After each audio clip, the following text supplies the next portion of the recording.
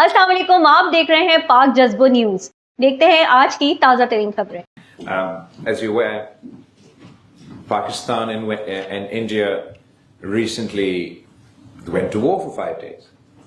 And the delegation that I lead has been given a mission of peace. We are advocating internationally for the international community to play their role in encouraging a dialogue, a comprehensive dialogue between India and Pakistan, where Pakistan is ready to talk about all issues. Of course, if India and Pakistan are to talk peace, we must address the issue of Kashmir. I understand that this has more significance here in the United Kingdom. As of course you're all aware, the issue of Kashmir is the unfinished agenda of partition. It's also at the root cause of a conflict between India and Pakistan. It's also the root cause of indigenous terrorism that takes place in occupied Kashmir. So main agenda item for our discussions will be Kashmir, but then of course we're ready to talk terrorism. Pakistan has combated terrorism within their own country and has extensive counter-terrorism cooperation with the entire world, with the United Kingdom and with the United States. Effective, efficient counter-terrorism. As far as India is concerned, we don't speak to them about anything, let alone terrorism. And finally, there's the issue of water. I'm sure you will all join me in condemning India's announcement or India's threat to cut off the water supply of 240 million people. Surely we don't want to see this weaponization of water, this precedent for the weaponization of water to set. Today it is in the context of India and Pakistan. Tomorrow it'll be in the context of some other country. It is a violation of the UN Charter merely to threaten to cut off Pakistan's water supply. If India acts on this threat, Pakistan would view it as an act of war. So would any other country, when it's a matter of survival, when it's an existential threat to your people, when it's the 100% the water supply that you rely on for drinking, for agriculture. We're left with no choice. But what's more important to emphasize and convey is that we have achieved a ceasefire, but we've not achieved peace. In fact, India and Pakistan, the region, the world, is less safe today than before this conflict. The threshold for conflict between two nuclear-armed powers, between India and Pakistan, has drastically lowered to the lowest point ever. As it stands today, if there's a terrorist attack anywhere in Indian-occupied Kashmir, in India, proof or no proof, we go to war.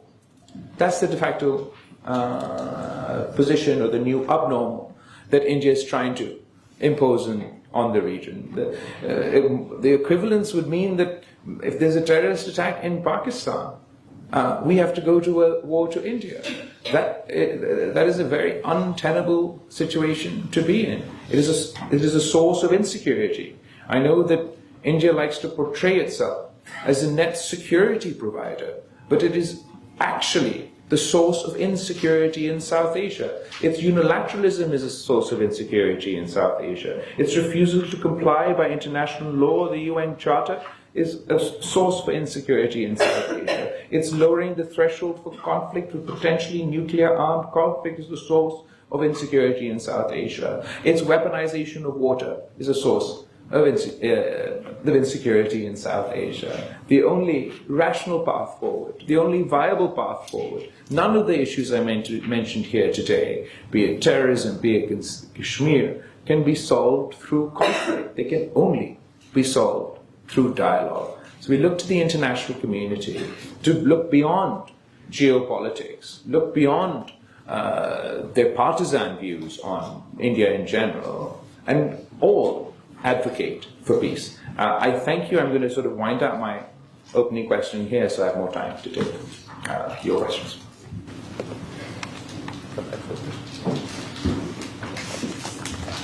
Thank you very much. The floor is open. I'd like to start myself by just posing a question, if I may, to you, Mr. Bhutto, and that is,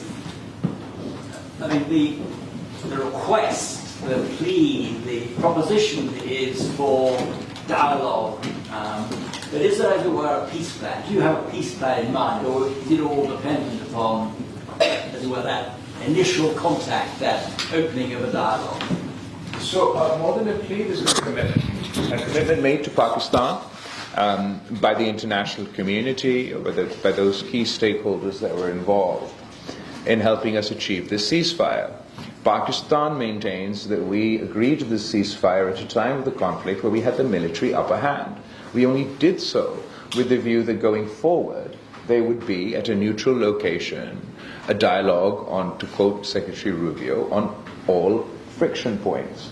As far as our peace, sort of a dialogue plan or peace plan is concerned, the three issues that I outlined in my opening statement, Kashmir, terrorism, and water, those are the significant issues that we feel that within the context of a comprehensive dialogue must be addressed in order for us to move towards peace.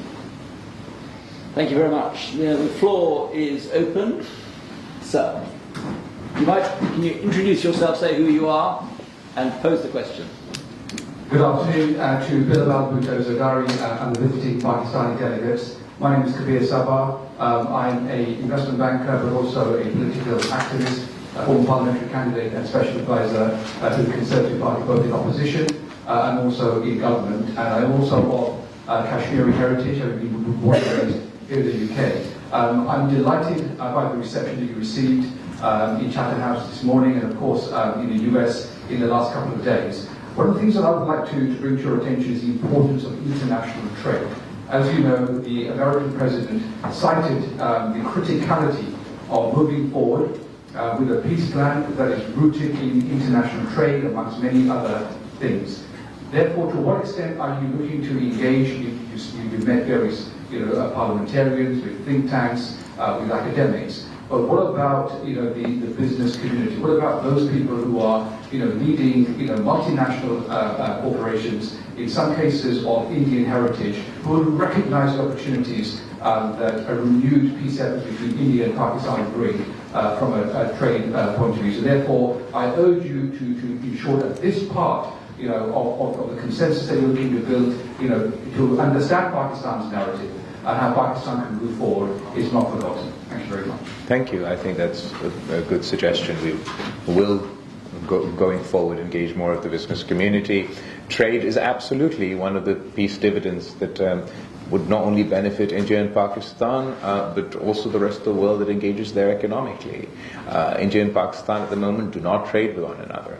Just the direct trade between our two countries would unlock such potential and pave the way for even more prosperity for the people of India and the people of Pakistan. We also, as a result of this conflict, no longer allow transit trade. That would benefit not only India and Pakistan, but all those who stand to benefit. Thank you, sir. Hello, my name is Farid Qureshi. I'm from IISS. My question is from Bilawal Bhutto Zardari. Traditionally, Pakistan has maintained a balance between China and West. So how do you see that balance going forward following the Pahalgam incident and Pakistan-India war? I think that Pakistan has always played the role of a bridge. We don't seek to be divisive, and we don't benefit from conflict. There are other countries in the region who benefit from conflict and sort of perpetuate that environment. Pakistan would like to be a bridge, as we were in the past, between the United States and China. We have economic cooperation with both countries. We have the China-Pakistan Economic Corridor, obviously, which is, I'm sure you're all aware of. Also, the US is our biggest trading partner. So we are engaged with both countries, but we would like to see ourselves as a bridge rather than a divisive force. Thank you very much. Rob.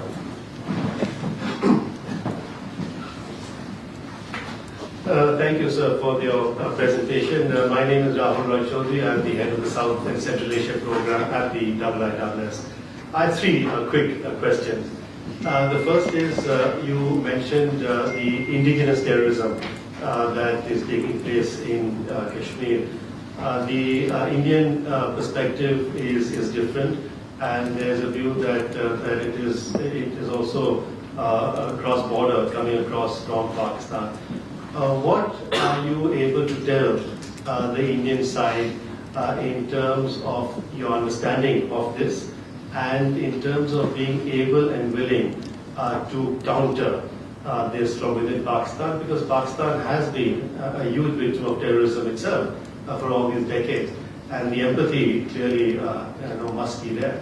My second question is on talks. As you said, that there is clearly an interest in talks. Are these talks conditional or unconditional? Because in the past, the Pakistani perspective, official perspective of talks, were that they would be conditional on the reversal or the revocation of Article 370 in August 2019 over Kashmir. And my final point is on the Indus Water Treaty. I mean, I agree with you. I think, for India, the fight with Pakistan is not against the people of Pakistan. And the Indus Water Treaty, sadly, is a reflection of that. That should not take place. But having said that, is Pakistan able and willing, but I hope talks do take place on the IWT, to look at modifications within the IWT in terms of the changes in population, changes in democracy, but also climate change issues on the water flows from India to Pakistan? Thank you. As to terrorism, obviously there's multiple forms of terrorism. There's indigenous terrorism, there's cross-border terrorism. On cross-border terrorism, Pakistan has been very successful in countering cross-border terrorism. Since 2000, as far as the India groups of concern to India, that's the best way to put it. Against those groups, Pakistan has taken extensive action.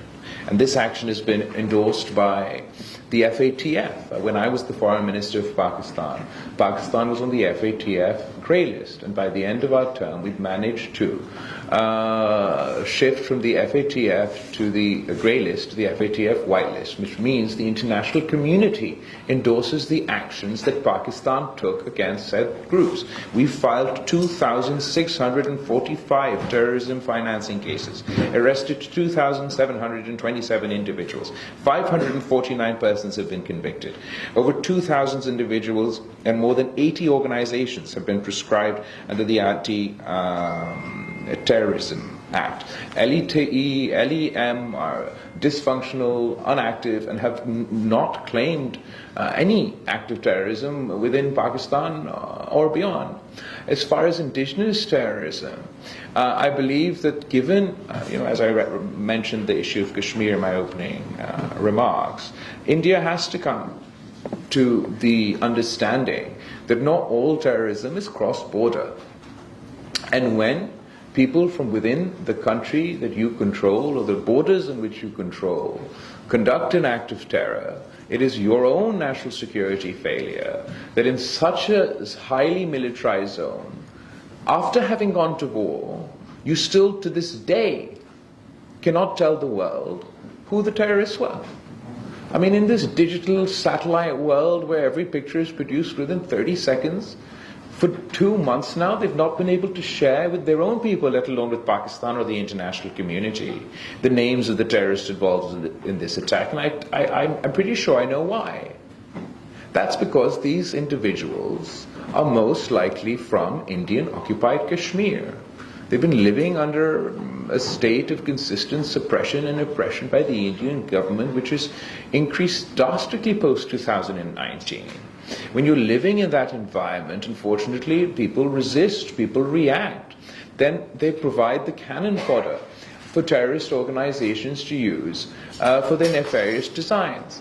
If the Indian government were able to share with us any proof that these individuals came from Pakistan, who they were, where they crossed, where they came from, of course we'd be happy to take action, but they just haven't done that. Because the truth of the matter is, whether it is this terrorist incident or the attack in 2019, both are orchestrated by indigenous terrorism within Kashmir. The second question was Indus Water Treaty? On talks, the conditional or unconditional. So you're absolutely right to note that Pakistan's past position used to be that until they reversed the changes that they made in 2019, Pakistan is not really willing to talk. We would still seek for India to reverse their unilateral, illegal steps. But before this conflict broke out, it was actually here in the United Kingdom at our High Commission that the Foreign Minister of Pakistan publicly in a press conference stated that they were keen to engage in dialogue with India, and also to refer to an early question, he was talking about trade, that Pakistan wanted to trade with India. So, and within the context of this conflict, or post this conflict, it's not conditional talks. That I think they're important to have those talks as long as they're in the framework of a comprehensive dialogue which allows us to address all issues.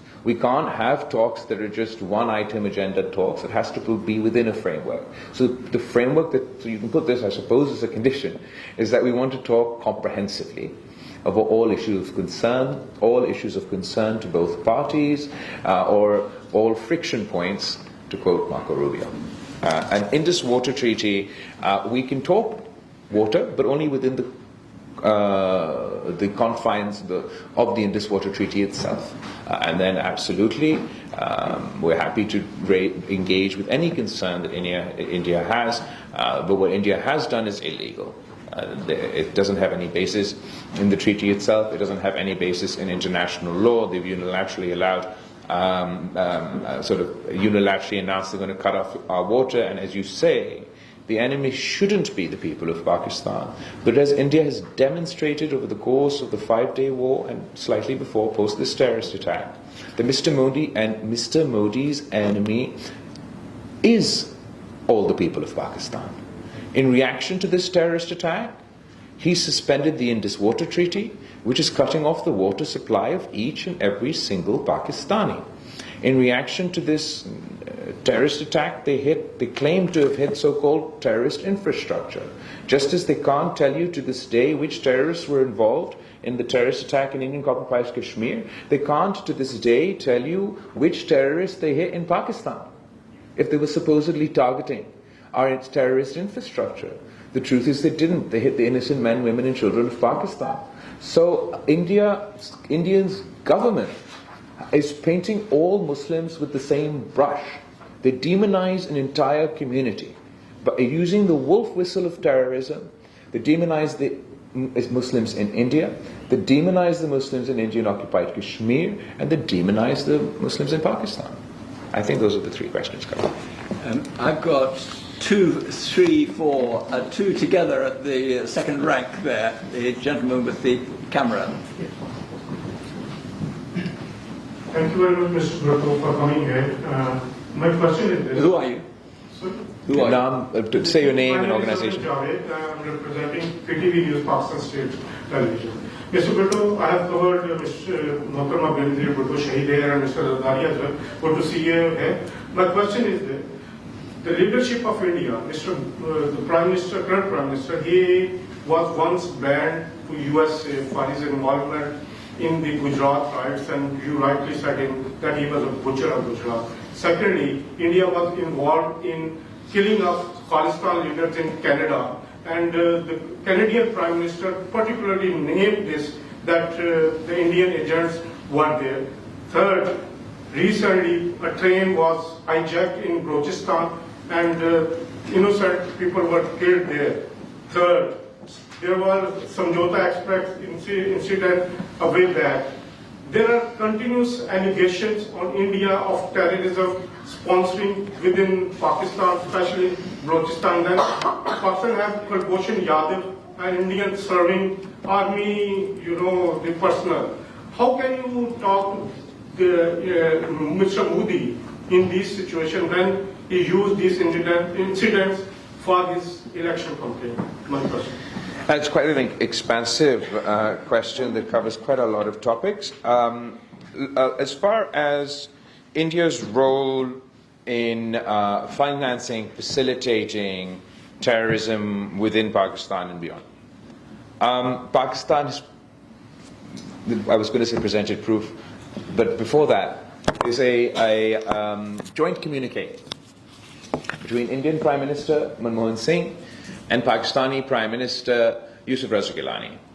In that communique, the Indian government is on record about their role facilitating these groups within Balochistan, supporting terrorism within Balochistan, and it was our understanding that we would move together to combating terrorist groups of each other's concern. Unfortunately, we haven't managed that, and what we've seen is an increase in terrorism within Pakistan, particularly post the fall of Kabul. Now there are more of these groups free, which are being heavily financed by the Indian apparatus, and they're conducting terrorist attacks within Pakistan. They're using weapons that were left behind by NATO in Afghanistan to carry out these terrorist attacks.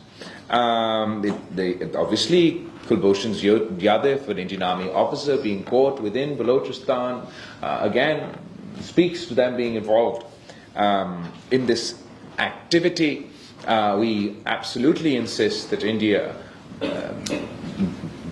stops using terrorism as sort of a toolkit of their policy, of their foreign policy, whether it's the context within Pakistan or what their government has been doing in Canada, in Australia, in the United States, where they finance criminal gangs to target Sikh activists. They're then victimized, subject to extortion, and assassinated. That's not just a Pakistani claim. Obviously, this activity takes place in our country, but the Canadian government has exactly the same stance. So India is increasingly using the cover and the legitimacy provided by the world under this so-called net security provider label to conduct act like a rogue state. The lady next door. And then I'll come to Antoine, and then another. Good afternoon. I'm Dr. Sharma Junejo. I have a PhD in diplomatics, and I work as a political advisor on diplomatic affairs.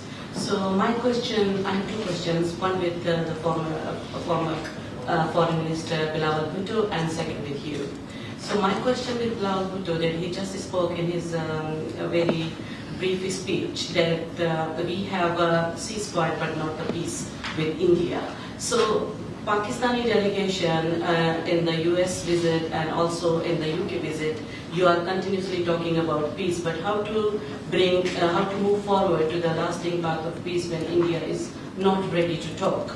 So what would be your next step regarding the matter of IWT, because we are having a very major crop season in Pakistan while India has suspended the treaty. So now my next question with you, Mr. Desmond Bowman, that I had Masters in Diplomacy at IISS, and Rahul Rai is also there. So what we learned that whenever there is deadlock in diplomacy, the war began, and that is exactly we have seen in the case of India and Pakistan. So why not to bring a forum like IISS should bring an informal kind of dialogue or debates to invite Bilawal Bhutto, Shashi Tharoor, because even there is bachelor diplomacy and informal dialogue, we can move forward towards something. There should be some dialogue, because that is the core of diplomacy. Thank you. Do you want to go first? Over to you, sir. Thank you. I think it's obvious that India has been saying no from day one. They said no to an investigation into an impartial international investigation into the terrorist attack that took place. They say no to mediation for President Trump, and they say no to dialogue with Pakistan. Well, you can't always have what you want. and India didn't, just as India had to accept the ceasefire as a result of intervention, we're looking to the international community to play their role, to encourage a dialogue for us to achieve peace. We're under no delusions. It's not like sort of peace happens in a day. Or this is a mission, an effort that we continue to advocate for because it's something we believe in passionately. We refuse to damn the 1.7 billion people of the subcontinent to perpetual war. We fought perpetual war generation after generation over Kashmir. More recently, we've been fighting over terrorism. Now, the Indian government would like to damn future generations to perpetual war over water. We advocate for peace for our own people and for the people of India. As far as the Indus Water Treaty is concerned, absolutely, I would strongly encourage the Pakistani government to challenge India's decisions at the appropriate forums. I'm sure we are doing that. As we speak, as you know, I'm abroad here speaking to you, so the details I can get back to you, but absolutely we have to challenge it within the legitimate forums, raise our voice internationally, and we expect from the international community to raise this issue across the board, no matter what their position on India, Pakistan, vis-a-vis terror, vis-a-vis Kashmir. This is a humanitarian issue. This is the question of the water supply for 240 million people. I'm sure that this is not a position that India will be able to sustain. They don't have the moral high ground. This is the lowest of the low ground. I'd like to see the Indian government try to perpetuate this position that we're going to shut off Pakistan's water supply in perpetuity. They're going to be unable to do so. If they continue to do so, then they'll lose this facade, and it is just a facade of a great superpower acting in a responsible way. The mask will come off of the Modi government and the way it's come off for the Muslims of India and the way it's come off for the people of Pakistan eventually. If they're going to continue to insist on cutting off the water supply for 240 million people, then the international community will see I was going to say butcher trap, but I suppose I'm not meant to. We'll see Mr. Modi for who he is. Well, I wasn't in the business of answering questions on behalf of IISS, and I wouldn't want anybody to think that the IISS has magical powers to mediate. But the fact of the matter is that when it comes down to it, the parties involved in strife have to talk to each other, whether through the front door or the back door, and that's not happening. But I understand your point. I've got a lady who has had her hand up, and then I'll come to Antman. My name is Safina Khan from Azad and New TV. Mr. Bilawal, my question is very simple and short. Do you believe Pakistan can get support from UK and US on Kashmir issues? Thank you. I think it's a question of not Pakistan not getting support for itself, but Pakistan getting support for peace. And I think that in that sense, absolutely, we'll get support for peace from the United States. We get support for peace from the UK as part of the peace process. As I've already explained, I believe that the Kashmir cause is fundamental, not only because it is the root cause in the leftover agenda of partition, but also because the actions of the Indian government in Indian-occupied Kashmir is providing the cannon fodder for terrorist attacks like the one that took place, and particularly since we're blamed for these terrorist attacks, we have an increased interest in them, including Kashmir on the agenda. ताज़ा तरीन खबरों को जानने के लिए हमारे channel को like करें, सब्सक्राइब करें पाक जज्बो चैनल।